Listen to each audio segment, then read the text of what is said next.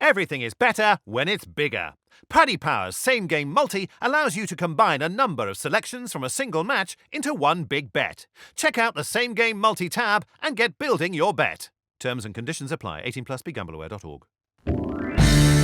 Hi there, welcome along to the Racing Post Premier League Ante-Post Postcast. I'm Bruce Millington and I'm joined by Mark Langdon and Liam Flynn from the Racing Post Football Desk Plus. Paddy Power's super shrewd odds compiler Jason Murphy. We are looking ahead in the next half hour or so to all the best bets on the 2019-2020 Premier League season. Who's going to win it, who's going to be in the top four, who's going to be in the top half, who's going to be top scorer, who's going to be relegated, plus all those other weird and wonderful bets that the boys can tackle. I guess we'll start off though by getting a show of betting on the Premier League title. Jason, take it away. How did Paddy Power bet? Yeah, so Man City 4-9, Liverpool 11-4, then you have your outsiders Spurs 20-1, you have Chelsea 40-1, United 40-1, and Arsenal 66s. That 4-9's got very short, hasn't it? Yeah, and rightly so, to be honest. I think if you had got on earlier, you'd be a happy man now. I think Man City, all things being equal, they'll win the league again this year. Why is that? Well, a couple of reasons. First of all, De Bruyne, the best player in the league, he only started 11 games last season for them. The year before, he had 36 starts, he had 8 goals, 16 assists, and big goals as well. It's the only thing I remember. I was on a stag that weekend, but away to Chelsea, he scored the winner. I remember that. That was brilliant. Absolutely fantastic. So he's a big player. The good signing in Rodri as well. Fernandinho, he's getting on, he's 34, but Rodri is Atletico Madrid's second best player behind Griezmann last season, and he's a bit of height as well. He's the tallest player in the squad now with Laporte, so that beefs them up defensively on set pieces, which was a weakness. Now, you can't measure the impact of Company leaving the dressing room, and he started 5 of their last 6 games last season, so he was a big player, but he's gone. But I think there's plenty still there. Who's got the armband now, Jason? Kyle Walker, I think, had it last Sunday, or no, he had it after David Silva went off. I think it's Silva and Aguero kind of lifted the Community Shield together, so I think it'll be Silva for the season. But I think Man City win it purely because Liverpool overachieved last season as well. Liverpool have lost no one of significance, but I think the big difference is going to be the goal scorer. Salah and Mane will get goals, but if they pick up an injury, either of them, Liverpool are really going to struggle. Whereas Aguero, he's just consistently scored throughout his career. And if you go back to that game at the start of the new year there, Man City against Liverpool, that first goal that Aguero scores to put Man City 1-0 up, I don't think there's another striker in the league that could score that goal. The touch with the right and then to bang it in from that angle with that power on the left. Now, Lovren gave him a bit too much space, but I just think Aguero, to get the goals consistently, means Man City will just be too far ahead for Liverpool, who, like I said, overachieved, got about 10 points too many, or 10 points more than what they deserved last season. So Man City to win it by 6 or 7 points is what I reckon. Christ, it's all over. You arguing with that, Mark? No, I think Man City would probably win fairly comfortably. I mean, you have a look at the last 2 years, 100 points and 98 points. So we know they can do it more than once. Liverpool have got to show that they got 97 last year. Can they get that again? They had no real significant injuries to that forward line last year. Firmino picked up a couple, but they got the maximum really out of Salah and Mane. You can't guarantee that again. And Origi scored massive goals for them last year at Newcastle, against Everton, Champions League semi-finals and the Champions League final. But again, in the Community Shield, I think you see he's not good enough at, and if he has to come in and play, I'd worry for them. I mean, there's big talk that Ryan Brewster could be the one, that they really like him at Liverpool, but it's asking a lot. At the moment, Manchester City's backup front three is Sane, Gabriel Jesus and Riyad Mahrez. Now, maybe Sane goes, but they're not going to sell him unless they replace him. I mean, that extra quality that they've got against tired teams, if it's 0-0 after 70 minutes, or the game's deadlocked and that they need. Liverpool haven't quite got that. And I also thought that Liverpool just had the rub last year when the Pickford era, the Lloris era, and they gave it absolutely everything, and I think they deserved a trophy, and they got it with the Champions League. But beating City over 38 matches, I think it is just too much. And I think the betting is spot on, and I fully expect them to finish 1 and 2 again. Liam, do you agree with the boys? Yeah, I'm afraid I'm just going to echo everything that's just been said. I think the two factors that could have stopped City from winning the title last year were De Bruyne's injury and lack of backup for Fernandinho. Now we've got a fully fit Kevin De Bruyne, and Rodri's been brought in from Atletico Madrid, as we said. I also think it'll enhance their threat from set pieces, and I just also think their squad depth is better than Liverpool's, as Mark sort of said anyway. I mean, they were quite fortunate at Liverpool last season in the sense Van Dijk, Alisson, Salah stayed relatively clear if there were any serious injuries. I'd be very surprised if they go through another full campaign without any of those suffering an injury at some point throughout the season. And I just think if they were going to win the league, their best chance was probably last season. And as long as Pep Guardiola's in England, I think Manchester City will win the Premier League title. You look at when he left La Liga, that became a more competitive division. When he left Bayern Munich, suddenly the Bundesliga sprang to life in terms of the title race. That became more competitive. And I think it's going to be a similar situation with the Premier League. If I were going to go for a bet on this one, I mean, obviously City seem a little bit short, even though I do fancy them. I think you can't really argue against Liverpool finishing second if City go top of the pile. So a straight forecast, a shade of odds against of Manchester City, Liverpool may be the way to go. I'm going to stick up for Liverpool here. I think the prices are wrong. I think Liverpool have drifted too far. There was nothing in it last year. They got the Ox back. They've got Joe Gomez back. I think they're progressive. I think they can give them a go. So there you go. You're not convinced, are you? Right then. Below that, the one thing I'm convinced of this year is that the perceived big six won't necessarily be the top six. I think there's going to be a bit of a shake-up. I think Leicester and Everton are really good. I think even West Ham and Wolves are going to be decent. I think it's going to be tough for Chelsea, for Arsenal and for Man United to make the Champions League next year. But that's the market we're going to look at next. Top four finish. Jason, do you have some betting to hand? Yeah, so top four finish. So Man City won to 100, Liverpool won to 16. You have Spurs down 4 to 9, Man United evens, Chelsea currently 13 to 10, Arsenal 6 to 4, and then if you're looking for the boys to break through, you've Everton 14 to 1, Wolves 16 to 1, Leicester 16 to 1, and then we throw in West Ham there at 50 to 1 as well. Okay, Liam, you go first.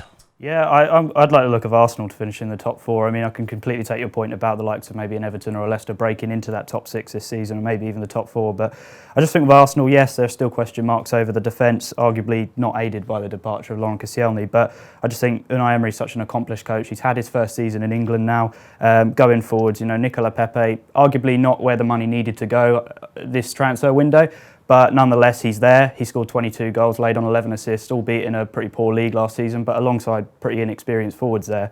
Alongside Aubameyang and Lacazette, I just think that makes for an incredibly fearsome front three. And then you look at Manchester United, obviously Ole Gunnar Solskjaer, still uncertainty how he'll do in his first full season there. They've got a lot of bedding in to do with the youngsters like Wan-Bissaka and Dan James coming in who've got very bright futures. How he's going to sort of fit that all into the system, I don't know. Chelsea, Frank Lampard, obviously Eden Hazard is a massive loss, cannot be underestimated. And again, he's got a situation where they're kind of in a transition period now. He's going to have to rely on a lot of young players who are out on loan last season to kind of step up perhaps this campaign. So I just think at the prices, Arsenal to me look like the best bet to finish in the top four. I'm not having that, I've got to say. I think, however good Emery is, you can't make chicken salad out of chicken shit, and that defence is absolutely appalling. Mark, your top four views? Yeah, well, I mean, first of all, we're speaking before the transfer window closes. I mean, Arsenal are being linked with Upamecano and also Regani, so if they bring in one or both of those, it can look so different. I mean, Tottenham, how are they going to fit Dybala in Coutinho in, so that's a problem to have, isn't it? It is. I mean, Eriksen's just turned down Manchester United just before we come on air. So the way I'm looking at it here is to just oppose Manchester United. So I like Manchester United not to finish in the top four. You look at their form figures since Sir Alex Ferguson left the club: 7-4-5. 6-2-6, and in the two, Mourinho said that was his greatest ever achievement. You can sort of laugh at that to some extent. He won the Champions League with Porto, but the fact that they then finished sixth and were a little bit fortunate to finish sixth as well, I think maybe shows that there were big problems there that will be solved to some extent by Wan-Bissaka and Harry Maguire, but I mean, it's hardly made a ripple in sort of the odds markets view, and so they've spent 140 million on two players that have just had no effect on their price, which I think maybe shows that there are bigger problems at play there, and they're struggling to attract real top level players. Dybala's turned them down, Eriksen's turned them down. I think Tottenham will be in the top 4. You've got all of those emerging teams. Maybe one of them can get involved. I think Arsenal have got a better forward line than Manchester United. I think Chelsea have got a better team than Manchester United. It's just whether tactically they're able to cope with the loss of a Conte and then Sarri, because they are taking a downgrade. But I mean, United was 6th last year. I don't think they've done enough to close the gap. And out of those other teams that might progress into the top 6 and beyond, who would you like best of them, do you think? Probably at this point Leicester, even though they've lost Maguire. They do need to I suppose reinvest that money. But we've seen with their signings in recent years, even going back, Kante and Mahrez were brilliant signings. Ricardo, the right back, Tielemans, Maddison. They generally got it right in the transfer market. So we are reliant on them getting it right. They'll get a Dunk or a Tarkowski or something. Yeah, I mean, it remains to be seen whether those players are that much worse than Harry Maguire. We don't know. I would go for them. If Wolves didn't have Europe, I'd quite fancy them. But the fact that they have would put me off. Where will Man United finish this season, Mark? I wouldn't be that aggressive. I still think the top 6 will be the top 6, but I'll go 6th. Okay. Man United fan Jason Murphy, what do you think will happen as far as the top 4 goes this season? Yeah, I'd agree with the boys that the value, as Liam says, is with Arsenal at the 6 to 4. Those 3 teams, Arsenal, Man United and Chelsea, all those squads are capable of finishing in the top 4. So what the difference, as far as I'm concerned, is going to be coming down to the coaches. And like Liam has said already, Emre is streets ahead of Solskjaer and Lampard. He's won 3 Europa Leagues at Sevilla. At Valencia, he got 2 third-place finishes in the league as well. Whereas Solskjaer is still unproven. What he achieved in the Norwegian league doesn't equate to anything. What Lampard did with Derby last season, I had Derby rated 12th, 13th best team in Championship last season. I just think Lampard and Solskjaer are not good enough to get the best out of the squads that they have. So therefore I think Arsenal, yes, defence is bad, but they'll have enough firepower to score enough goals. So the value is with them at 6 to 4. Spurs, I have nothing but positive things to say about Spurs, especially if Eriksen stays. He's an unbelievable player for them. He never misses a game. At least 35 appearances in the league each season for the last 5 seasons, including 42 goals and 52 assists. He might miss a few this time if they get Dybala and Coutinho. We'll see. But they've the new stadium as well. And last season as well, Son only started 23 games. Kane 27 in the league through injury and tournaments. Son, playing in Asia and stuff. So they've a good season ahead of them. Spurs again. I think they take the same again, an old European run in the Champions League, and maybe just stay in the title race a little bit longer again this season. But all things factored in, I think Arsenal are the value at 6 to 4. I would have pushed for Leicester just to break the top 4, only to Sol Maguire. I still think they're a bit of value at 7 to 2 to make the top 6. There's also 7 to 2 with one bookmaker betting without the top 6, Leicester, so that would be the better bet there. But I'm quite down on Everton this season, so I don't think they'll do it. And why are you down on Everton? A couple of reasons. First of all, about a monkey's worth of each way on them. Handicap, top 4, top 6. Yeah, the main reason I'm down again is down to the coach, Marco Silva. If you look at his record over the long term, he'd only 53 games at Sporting, he'd 48 games at Olympiacos, and then when he came into Hull were an absolute mess, and he sorted that mess out, but he only stayed for 22 games. Then he went to Watford and had a decent start, and yes, I know his head was turned, but again, Watford went on a terrible run when he left. And again, so we haven't seen him really in a second season improve a team. I think he's a man that can come in and can have a quick impact, but over the course of a couple of seasons, it's not proven that he's going to turn this squad into a good team. I know they got some decent results towards the end of last season.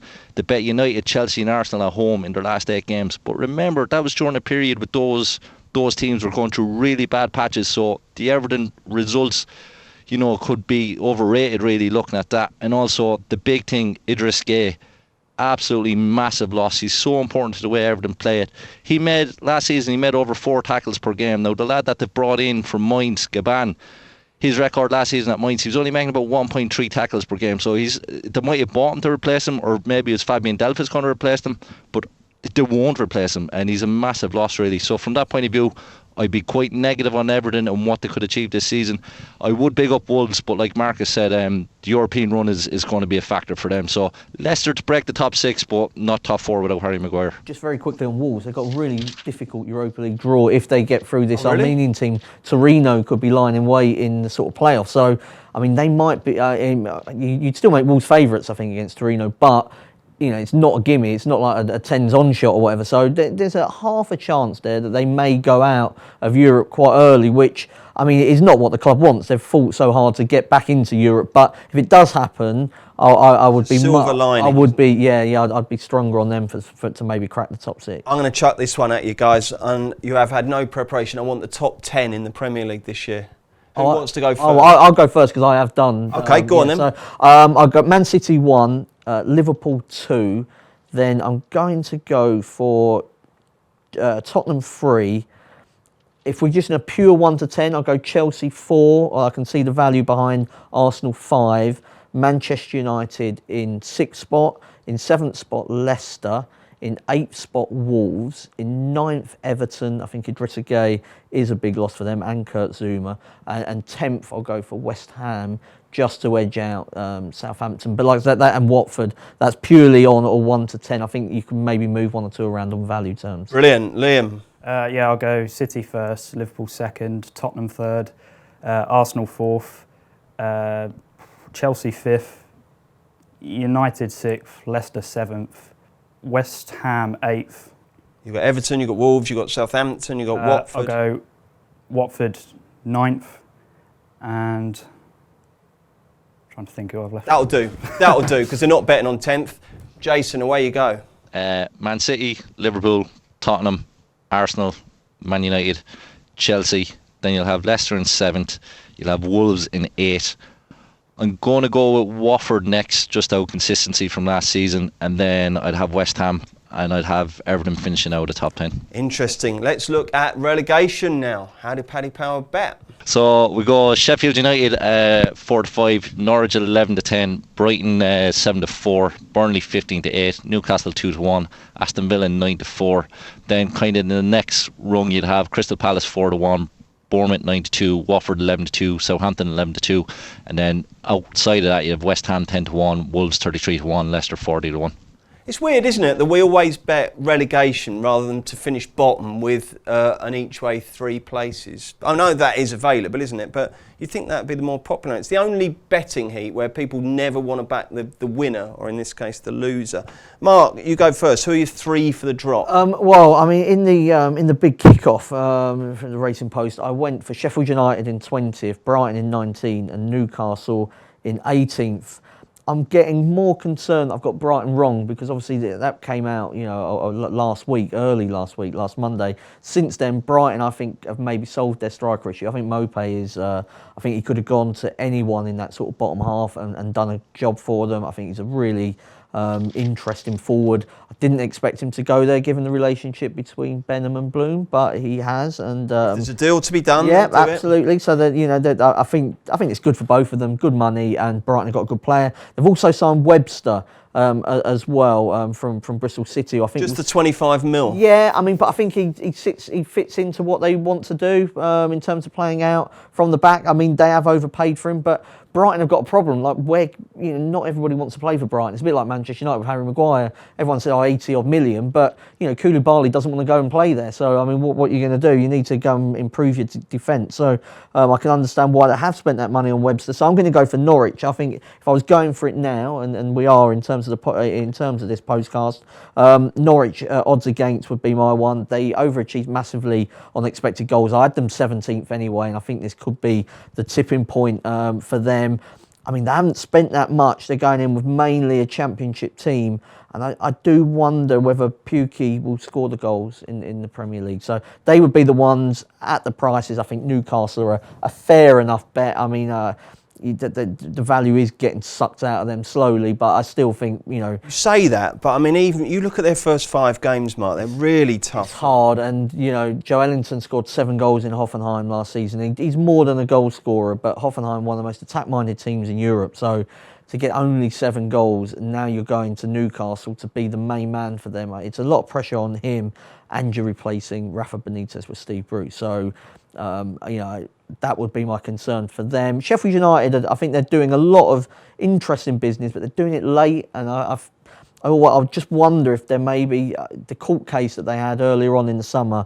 I think it set them back just in terms of when they've bought their players, and I think they'll be maybe better than what people expect, but maybe not good enough to stay up. Okay, Jason, who do you think the value is in terms of relegation? I think Sheffield United 6-5 to stay up is actually a bet. Like I said, they've made some good signings.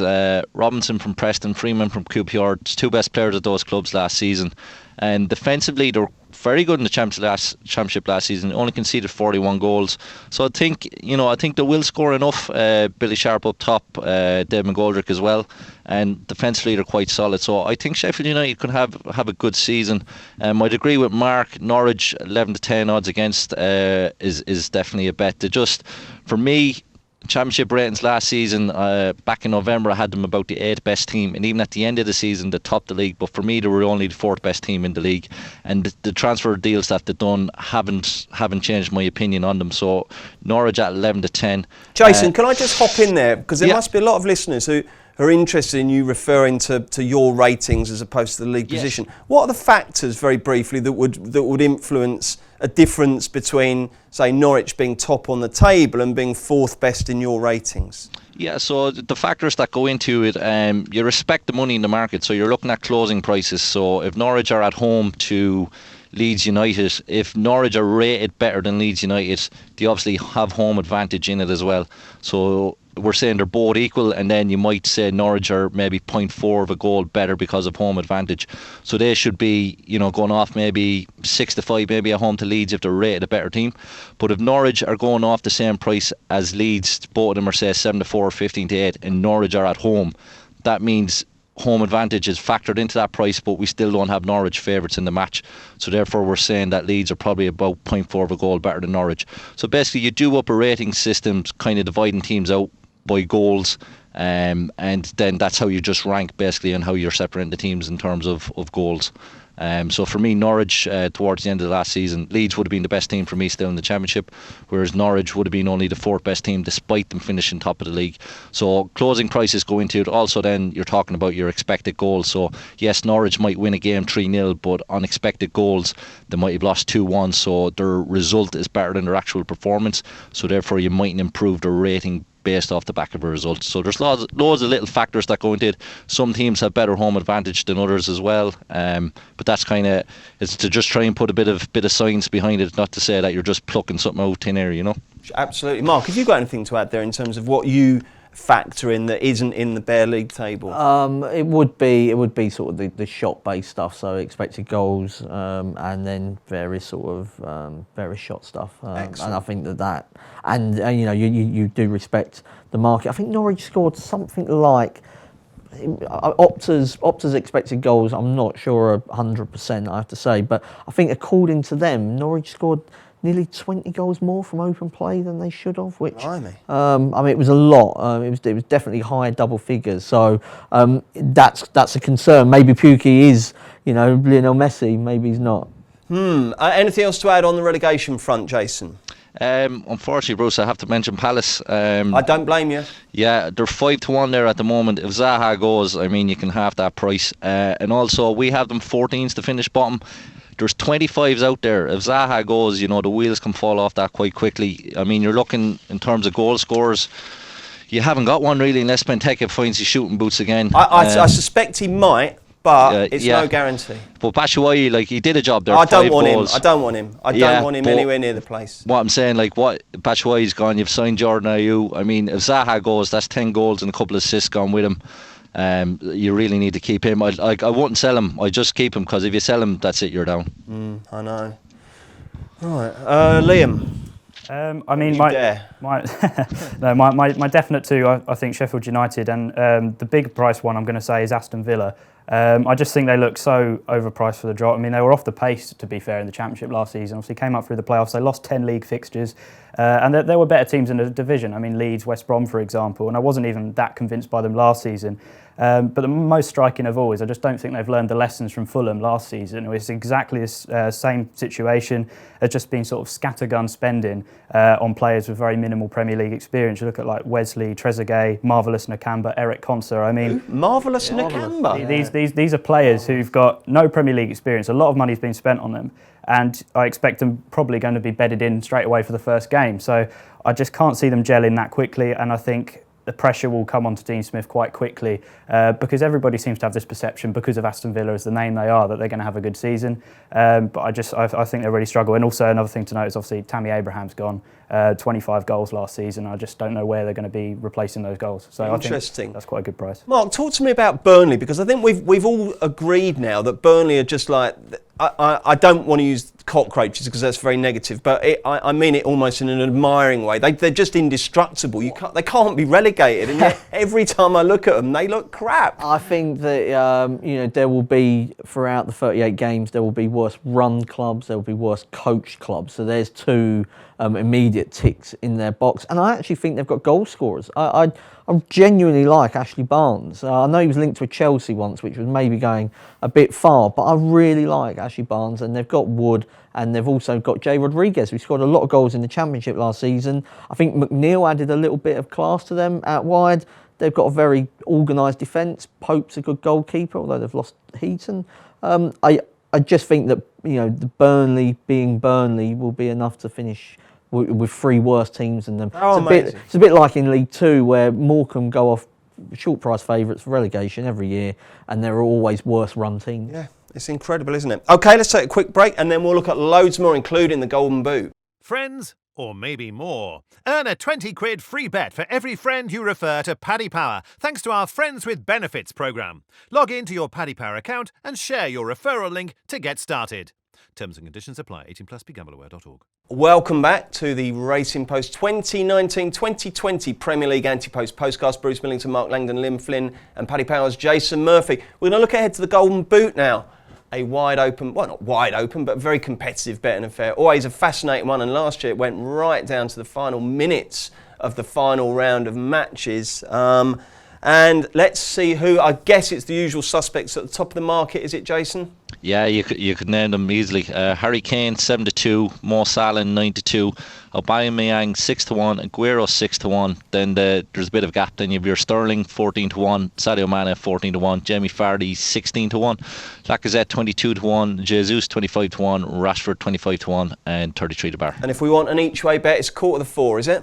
It is, yeah. Jolly good. I'm going to stick with you, Jason, actually, because I saw you tweeting this week about Salah and saying he's, I don't want to paraphrase this wrongly, but he's almost slightly overrated. You almost ended up calling him a poor finisher, didn't you? Tell me about that. Part of it is just from watching him, right? His absolute quality and ball control means he gets a lot of great chances. But for me, I think he takes the bad option, as in, I don't know if it's greed or...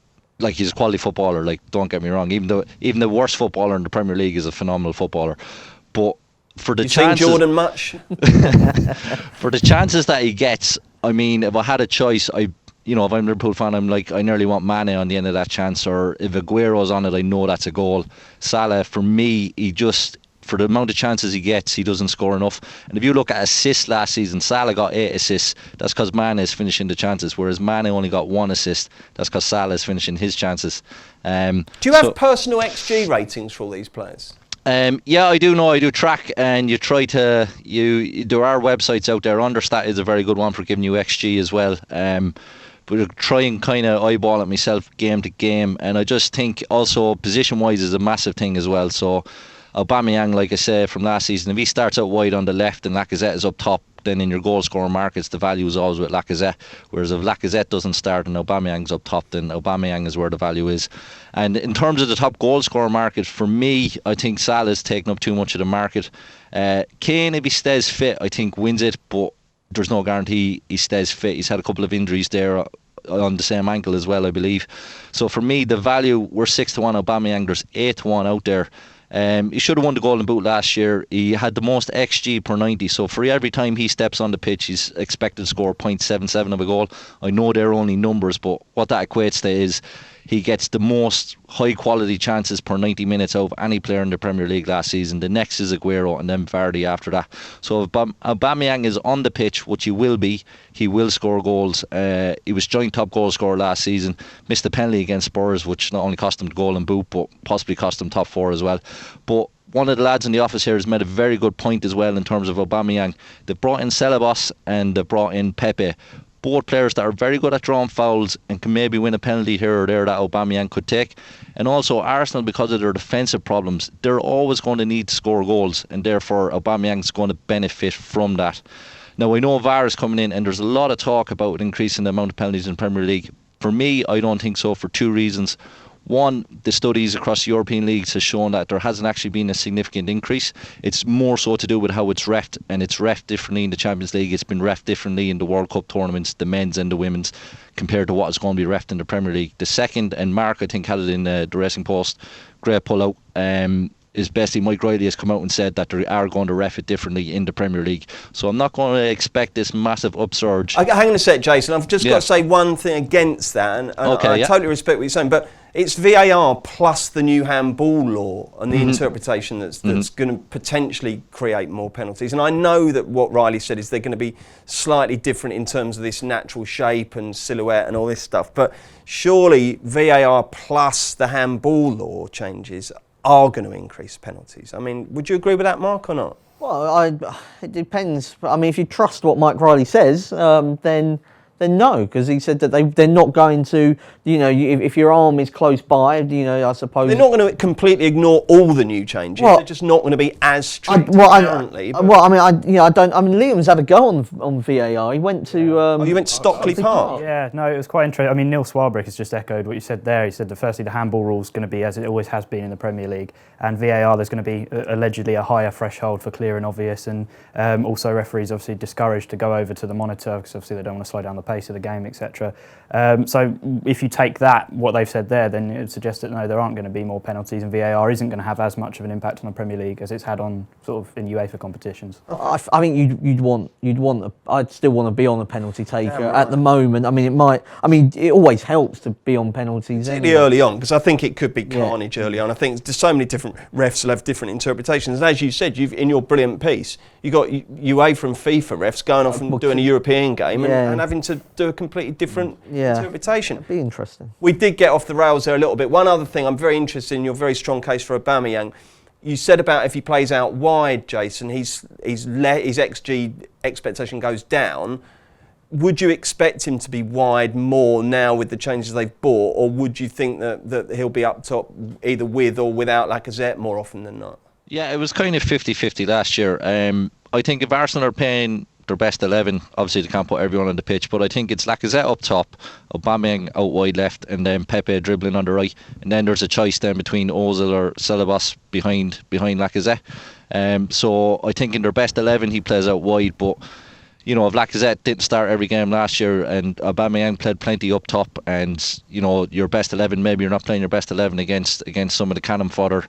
So Aubameyang can rack up a few goals against those teams playing up top. Jolly good, Mark. Who's your fancy? Aubameyang, I was a little bit put off by the fact that Pepe's come, not because of the positional sense, but he took quite a lot of penalties for Lille last season. Aubameyang, I still don't fully trust him on the pens. He wasn't great when he took them for Dortmund, so that would be my more concern than the position. I don't see any problem now with wide players winning golden boots. I mean, Mane and Salah have done it. We've seen Gareth Bale score absolute hat load. These threes now, a sort of full. They are. I mean, and if you're cutting in, it's different when it's a left footer on the left wing, but Aubameyang probably play on the left onto his right, Pepe right onto his left foot. And I think Arsenal, in terms of the goals they scored last season, only the top two scored more. They are going to have to be very aggressive to win matches. And Emre does like to play that style. So Aubameyang would be my choice there as well. We're going to do some long shots in a minute. Oh, okay. So, Liam, your main fancy? Well, in fairness, both of mine are kind of long shots. But go on then. Give us your main one. The first one is Gabriel Jesus. Now, I know he was pretty disappointing last season, 7 goals in 29 league games, so that could put people off. But just think the price, 25 to 1 or whatever, for a player who's sort of been persuaded to take that number 9 shirt, playing through the centre of a team who scored 95 goals and then 106 league goals in the last 2 seasons. How many games did he start last season, though? I've got play enough, 29 league appearances. I don't know exactly number of starts, but I just think he's obviously the heir to Sergio Aguero's throne, and I think his sort of physicality, his height doesn't put me off because that's not the way that City play, and I think Aguero's had no issues on that front. I think he's had a season where he's kind of been one of their main men up front. And yeah, no, at the price, I just think it could be a good shot. Okay, that's your main one. Jason, have you got anyone else apart from Aubameyang? Because I mean, in past years, you've had Mane reaching the frame at 80s, Vardy at 40s, Salah was 66s, Sterling at 100s. You know, you can get a big price, can't you? Some bloke called Sanchez at Arsenal made the frame in 2016-17. I think Kane was like 250 in one of these. It was, yeah. When he was second to Aguero in 2014-2015, it was 200 to 1. Jamie Vardy in the year where they won the title was joint second at 500 to 1. Gareth Bale 150 to 1. I could go on. So there is some value further down the list. Where is it, Jason? For me, I'd throw a dart at Haller going to West Ham. Just looking at his record, Eintracht Frankfurt last season, like he had 15 goals and 9 assists in 2,100 odd minutes. That was like a goal or assist every 90. Now I know it's goals that we want, but looking at West Ham, I think he's going to be their main centre forward, and he's got the likes of Lanzini, who like missed a lot of last season through injury, but he's good enough to walk straight back into the Argentina squad once fit. They've got Fornals from Villarreal, really good player, and you have Philippe Anderson as well, so he's going to get great service there.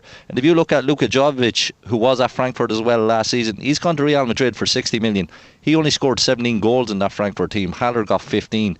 So I think as the main man at West Ham, if he gets the right service, he looks like he can finish. So I think, you know, each way at 50s, he could be one to break through. I like that. Mark?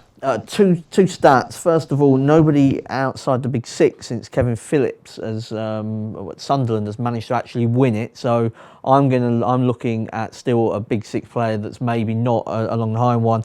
And the other stat that I absolutely love is no player, and this would rule out Haller as well, no player in their debut Premier League season has ever won the Golden Boot. So we're going, you know, Thierry Henry, Drogba, players like, I mean, so I think it's a real tough ask, which is why Aubameyang in what was his sort of second season, I think, did so well, and he'd only had the half year. But so there's two I'm going for that kind of, you've got to forgive them, but they are massive prices. You've got, you know, Martial would be one. I think Anthony Martial, in terms of talent in that United forward line, is their best forward at the moment. I think he's more talented than Marcus Rashford. I think he, you know, he was meant to be the heir apparent to Thierry Henry, and he's still quite young, and he shows it once a month at the moment. What's to stop him really putting it down? So he would be one. The other one is Lucas Moura. Harry Kane's injuries have been mentioned. Tottenham have played a diamond predominantly in pre-season, which means 2 up front. And he has done very well in pre-season, scored in 3 of their 5 pre-season friendlies against Juventus, Inter and Manchester United. He finished last season with a couple of hat-tricks against Ajax and Huddersfield, and I think he's somebody that could be moved much more into a centre-forward role. And we're seeing these, if he's not, we're seeing these wide players, I mentioned it earlier, they're getting almost as many goals as the centre-forwards now. Okay. And Liam, you've got one more for us, haven't you? Yeah, well, Jason stole it and Mark strongly opposed it, but Sebastian Haller was my other option. I just think he was one of the most potent forwards in the Bundesliga, a team sort of similar level to West Ham last season. You know, obviously, as you said, scored 15 goals, and I think he'll get better service than he did at Frankfurt last year. Well, as we said, with likes of Lanzini, Anderson, Yarmolenko, Fornals playing behind him, and I think he's just the kind of striker West Ham have been calling out for ages. So. Okay, I'm going to throw in Sigurdsson at Everton at 100s. I do think there'll be plenty of pens and plenty more free kicks for Everton, so I think he's mildly interesting. Let's look at the teams that you wouldn't normally feature in betting, and those are the teams in the middle of the table. So top 10 and bottom 10 finishes, top half, bottom half. There are obviously prices available on those. So basically we're looking at a team who I guess are either going to disappoint slightly or outperform their current position in the market. Mark, have you got anything that takes your fancy either to be in the top 10 or the bottom? Not the bottom half. I think that looks fairly wrapped up to me. In the top half, I didn't have them in my 1 to 10, but I think you can make a value case for Southampton to get in there. If you have a look, since Hasenhüttl went to the club, his points from when he arrived in December until May, and they finished the season badly, he started giving everybody a chance, and they tailed off. Averaged out over a season, that's 50 points. Yeah, I did that in the column actually. It's on 49. Yeah. So I mean, that's not far away. West Ham got 52 in 10th last year. So there doesn't need to be a massive increase in what is already achieved. Do you like the summer trading? Well, they brought in Che Adams, who, I mean, if you were looking at what Southampton were lacking, it was a goal scorer. He scored a lot in the Championship. Of course, he's got to step up, but I remember him absolutely terrorising Tottenham when he was at Sheffield United as a teenager, and I'm a little bit surprised it's taken him as long as it has, actually, to get in the Premier League. They've waited a while to get him. I think him and Danny Ings up front, if Ings stays fit, solves the one issue that Southampton have had for a long time. So I'm not saying they will definitely finish in the top 10, but they're the one that I could see breaking in at a nice price and maybe even on the Premier League handicap. And what about you, Liam? Yeah, so I think West Ham to finish in the top 10, shade of odds against. So just where they did so last season, done some very good business this summer, as we already mentioned. Haller, I mean, he was an excellent addition. He actually contributed more goals than Jovic, if you're looking at goals and assists last season. And I just think, like I said, I think he solves their problem there. Pablo Fornal, sort of diminutive, light-footed midfielder, really exciting. Obviously, there's some question marks over the physicality of the league, but with Declan Rice, Mark Noble sort of doing the ugly bits in midfield, I don't think that should be a problem. So, yeah, they'd be my sort of bet for the top 10. Slightly controversial one for a bottom half finish. I just think that we've talked about Leicester and Everton and all and as such, and West Ham. I think Wolves might be a little bit of value possibly. I mean, they should be the blueprint for every team that comes up to the Premier League. Obviously, they had the finance to help their sort of fuel their ambitions, and he fantastic job last season, but just think they've got a very small squad, and they've allowed Ivan Cavallero and Helder Costa both to leave on loan. That only depletes their squad. Obviously, we're not at the end of the window yet, so they might do some more business. They've brought in Catrone and Vallejo, but I just think there's still, I don't know, it's a very small squad when you're going to be playing in the Europa League possibly. As Mark said, obviously a difficult playoff for Torino, so maybe that won't be a problem. So if they do get into Europe, I think they'd be worth backing. I also think they might need to work on a plan B. I think they could get figured out this season. Yeah, they were just the ultimate counter-puncher last year, weren't they? And I think against some of the inferior teams, they don't quite have that ability to swarm all over a team if they need a goal late on. I agree with that. Jason, any value in top half or bottom half for you? Yeah, for me, like the boy said, it's quite congested there, and a couple of results either way can, push you above 50 points or just slightly below. That'll kind of get you the top half finish. So one of the lads, I was thinking to myself, but he made a good argument that Watford, they're virtually unchanged from last season. They're very solid. They know they're starting 11, and if it wasn't for eyes on the FA Cup final, they would have finished top 10 last year. We're at 9-5, but there's actually 11-4 out there on them. I think that's a very good bet. Do you like the coach, Jason? Yeah, to be honest, he's done a phenomenal job since he came in there. Like any new manager coming in, if you don't know him or you haven't heard from him, you're kind of sceptical. You don't know what to expect, but he's done a fantastic job. A cup final and well safe in the Premier League. That's not not to talk down, but that's probably a limit of. Well, it was Watford's ambitions for last season anyways, so can they build on that? We'll wait and see. I mean, they've only bought Craig Dawson, which seemed a bit odd because I thought centre-back, I thought they were fine. Kakar, Kabasele, Mariappa. So it was a bit of an odd signing, but Watford there at 11-4, I think they're value for top 10. And for reasons outlined earlier as well, I just, reluctant on Everton because of Gea, Marco Silva. We don't know what he's like over the course of 2 seasons. And even Moise Keane, it's a lot of pressure on a young lad to come in. You've I was going to say they must have a reason for selling him. Obviously, it's to do with finances, balancing the books.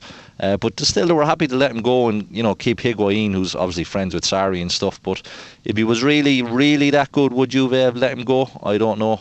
So Everton were 6-4 to finish in the bottom half. There's 2-1 out there as well. So there's definitely value to be found. And as Liam said, Wolves is a very good angle there as well. See how the tie maybe goes if they get through and play Torino. See how that tie plays out there maybe. But there is value to be had in that market if you go looking. Excellent stuff. Okay, well, don't forget, if you do enjoy what we do here on the Postcast, Mark and Liam and Dan Charles and all the boys on the Racing Post, there's a fantastic football service every day in the newspaper and also at racingpost.com. Back in a mo with the sack race. Check out Paddy's Rewards Club. Simply place 5 bets of £10 or more across any sport in a week and you'll get a free £10 bet then next week. T&Cs apply. 18+. BeGambleAware.org. Welcome back. It's the Racing Post Premier League Ante-Post Postcast with Bruce Millington, Mark Langdon, Liam Flynn and Paddy Powers, Jason Murphy. And we're going to look ahead to the sack race now. Which manager will be the first to part company with their club? Jason, what's the latest betting from Paddy Power? Yeah, Solskjaer 4-1, Hodgson 6-1, Graham Potter 8-1. Then a bit of a jump. You've Chris Wilder 14s, Daniel Farke, Frank Lampard, Javi Gracia, Manuel Pellegrini, Marco Silva, all 16-1. Then you've Ralph Hasenhuttl at 20-1, and then a bit bigger after that. Extremely interesting market this, Liam. Who do you fancy? An outsider. I mean, I've made it clear I'm not too keen on Aston Villa this season. I just think Dean Smith, I think it was about 25-1. I mean, Villa, they're not been dealt the easiest of starts. I mean, obviously they've got to go away to both North London clubs before the end of September, play Everton in their third match as well. I just feel like with their summer spending, there's going to be kind of this immediate pressure. People are going to think they've spent this money. They should, be aiming for a top half finish, etc. When realistically, they should be in that relegation battle. I'm not convinced by the spending at all. As I said, they haven't learned from Fulham last season, and I just think the Premier League status is so important to this club that if they have a slow start, they're not going to hesitate to axe him. Dean Smith for Liam. Who for Jason? I think Solskjaer could be vulnerable there. I think Hodgson also. I think the prices are probably right. There maybe is a bit of value outside, but having said that, there's a lot of teams, newly promoted. There's going to be goodwill there. I think Dean Smith, he'll probably, not to go against Liam, but I think he will get a run at it too. It's Fulham. How long did they give Jokanovic there last season when he won it, didn't he? He did win the sack race. He had to wait till mid-November. Yeah, it was longer than normal, wasn't it? Yeah. So I think it could be quite late before the market settles. It all depends on the start of the season. If you were to throw a dart at it, Frank Lampard, no, he won't. He's got too much goodwill. Yeah, I don't know. We'd have to see how the opening weekend goes, really. You can sit this one out, Jason. Yeah. That's absolutely fine. Mark? I do agree with Jason, actually. I didn't find it particularly easy here, but I would probably go for Hodgson over anybody else. I mean, he's seen in some regards as a bit of a dinosaur. He's definitely at veteran status. I think it's fair to say. He's only on a 1-year deal, which makes him more vulnerable and easier to get rid of. I think there's a bit, I mean, you'd know more than me, but it just feels a little bit unease around Selhurst at the moment. Obviously, Wan-Bissaka's gone and they got fair money. Albeit the blame lies more with probably Parish and Friedman and recruiters. But you don't sack them, do you? No, you don't, so it's always the manager who gets it. And, either Zaha goes or he stays. And if he stays, is he... how's he going to? Is he fit? I saw him doing some free kicks. He's only just come back into training, so he probably won't even play on. I mean, so I just think that there's just this sort of unease around Selhurst that would make me think that Hodgson probably has most to fear at this stage. And of course, 2 years ago, Frank de Boer was out by September 11th. Tony Pulis as well. I remember Tony Pulis settled in the Crystal Palace one, didn't he? But that was even before it started. It was before it started, but some firms had started betting on that. So, so Palace have got a bit of form in the book. Right, chaps, before we wrap up, I'm going to throw the floor open to you. Anything else you want to mention? Handicaps? There's a load of stuff out there. Highest individual scoring team, top team scorer rather, player of the year, young player of the year. What have you got for me, Mark? Okay, so a few in the player of the year. I did tell myself never to have a bet in it again after De Bruyne got chinned 2 years ago at massive prices. Still struggling to get over that. But David Silva last year at Manchester City could be a nice little sentimental vote for him before he heads off to Spain. Lovely fella, and a great footballer. At 33-1. He's about 18. No, but 33-1 across Manchester. If Manchester United finish in the top 4, and then and they're around about evens to do so, Paul Pogba is seen. I mean, he made the PFA Team of the Year. I know, despite not, he doesn't need to do that much to be the absolute focus of all market attention there. I'm not sure he'll stay at Manchester United. If he does, 33-1 about a World Cup winner, the most famous player in the Premier League. Most overrated player. Well, I mean, he was still United's top scorer and top assist maker last year, but I mean, I just think he's somebody at 33-1. It could come to next May and everybody go, blimey. He was 33-1. Young player of the year. I mean, and Ndombele's the best player in there, but it doesn't tend to go to that type of person. I thought that in terms of new foreigners, it's generally seen as a breakthrough act. So, I mean, Maddison is 20-1. If Leicester have a good year, he'd be one. Joe Gomez, and Paddy seemed to know this, they're only 12s. There is 25 out there. Joe Gomez this time last year was seen as the best young defender around. And I think I can see him playing more than what people think.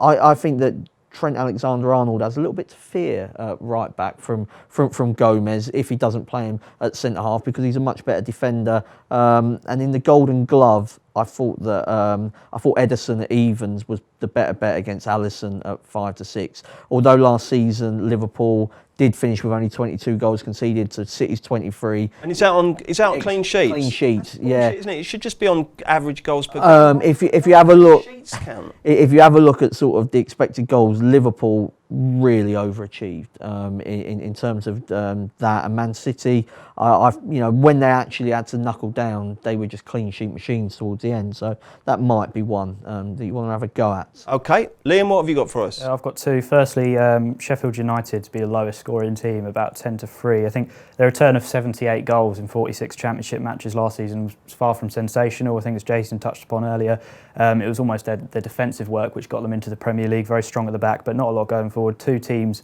in the playoff positions actually outscored them last season. And Ollie McBurney looks like he could be a good long-term acquisition, but he struggled. And I know Swansea weren't necessarily an attacking-minded outfit when they were in the Premier League last, but he didn't get on particularly well, and I think he could take some time to adjust to the Premier League again. So that would be my first one. Second, looking at the Young Player of the Year market, I think if you're going to go with Leicester sort of breaking top 6, top 4, I think Yuri Tillman, I mean, he's 3 goals, 4 assists in his 13 Premier League appearances last season. And since he was a young teenager at Anderlecht, he's been sort of tipped as one of the greatest young midfielders in Europe, could go on to be something very special. And I think if they do, Leicester have the makings of a team that can break into that top 6, and he'll be central to it. What price is he? Goals from midfield. I think I was looking at about 25-1, I think. Nice. Okay, Liam, well done. Jason, what have you got for us? I'll kind of echo what the boys are saying. I think De Bruyne, Player of the Year at 7-1, I think is a good bet. Look, he should have won it that year. Salah got it, and if he wasn't injured last year, he'd be in the running for it as well. I think it's all about the narrative. January, February, March. I think Man City are going to have a really good season. They'll be going on all 4 fronts. I think the Player of the Year will have to go to a Man City player, and De Bruyne he has the goodwill of the media. And even last Sunday, he didn't have a great game, but Glenn Hoddle still gave him man of the match. He made a couple of eye-catching runs in behind that looked very well on the screen. So even when he's not at his best, he still catches the eye. So De Bruyne, I think 7-1. And I'd absolutely, Joe Gomez 100% at 25 is definitely a bet. I think he goes. Matip has done very well last year, obviously, but I think Joe Gomez goes back in there beside Van Dijk. Great bet at 25s. And like I said earlier, Leicester in the betting without the top 6 at 7-2. And then if you're happy to tie up your money for the season, the straight forecast, Man City, Liverpool, you're 5-4 out there. Okay, if you're only having one Ante-Post Premier League bet this season, what would it be? Let's get the naps. This will not be beaten. Jason Murphy, one bet, what is it? Kind of shot the gun there, but yeah, I'll go straight forecast, Man City, Liverpool 5-4. Mark? Exactly the same. There was 25-point gap between Chelsea and Liverpool. That was a Chelsea that had Hazard and Sarri. Now they don't. Okay, Liam? Sheffield United to be a lowest scoring team. Okay, and I'm going to go with Leicester on the handicap, but if Everton signs a heart, I will be backing Everton on the handicap as well. Thank you very much indeed, chaps. Don't forget, if you enjoy the shows, please do make sure you rate, review and subscribe wherever you're listening. We're also back this week with our usual Week 1 Premier League preview. Next week, we've got a special one looking at the top European markets. Loads of great postcards. Do please join us for them. Here at Paddy Power, we're the home of the Money Back Special, with some incredible offers every single week. Check out the website or app today. Terms and conditions apply. 18+, begambleaware.org.